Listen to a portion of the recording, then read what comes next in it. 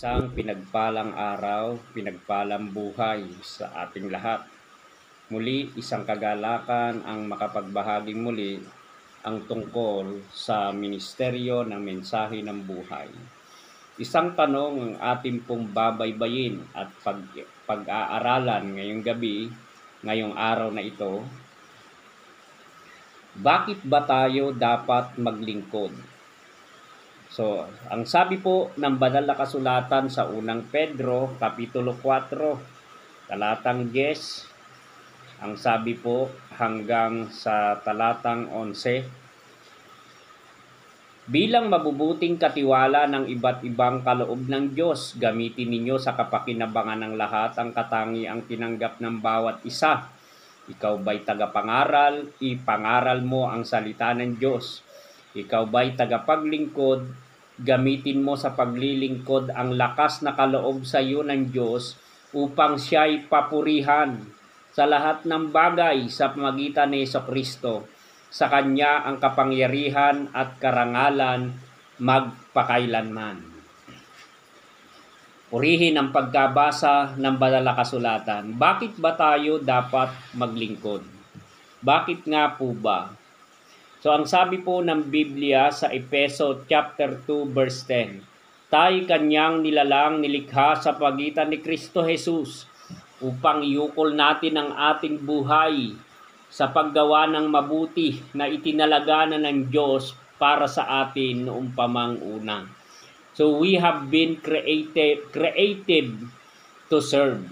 So we have been created to serve. So tayo po'y nilalang, nilikha sa pamagitan ni Kristo Jesus upang iukol po natin ang ating buhay sa paglilingkod. Yan po ang kalooban at plano ng Diyos sa ating buhay na dapat nating malaman. It will help you discover your spiritual gift and function within the church.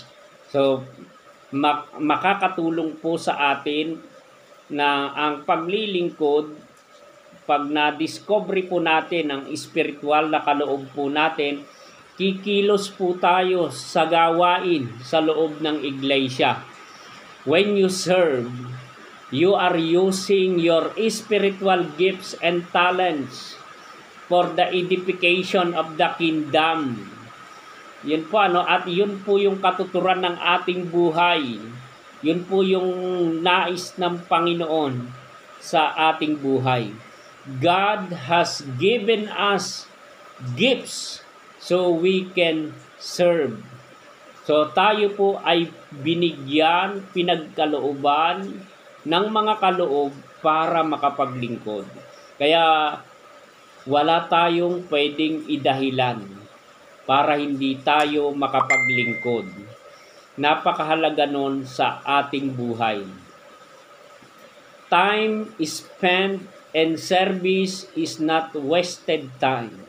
Yung gugugulin mong oras o panahon sa paglilingkod, hindi po yan mawawalan ng kabuluhan. Yan po ang sabi ng Biblia sa 1 Corinthians 15:58, yamang alam ninyong di masasayang ang inyong pagpapagal para sa Kanya. Napakahalaga po mga kapatid, ang tayo ay maglingkod. Kailan pa tayo maglilingkod? Kung tayo ba'y mahina na, kung tayo'y limpayot na, hanggang may buhay pa po tayo, maglingkod na po tayo.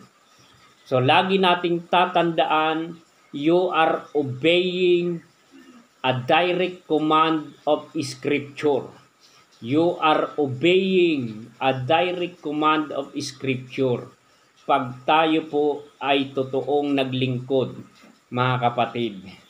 So napakahalaga niyan sa ating buhay. Because it is greater to give than to receive. Yan po ang matibay na dahilan kung bakit tayo naglilingkod. Mas dakila po yung nakapag-aambag o nakapagbibigay kaysa tumatanggap. Kaya kung ang hangad lang natin ay tumanggap, Para bang sinasabi natin na gusto lang natin na tayo pinaglilingkuran. Pero sana po kung tayo'y nakaranas ng pinaglingkuran, gantihan din naman po natin ang salitang paglilingkod.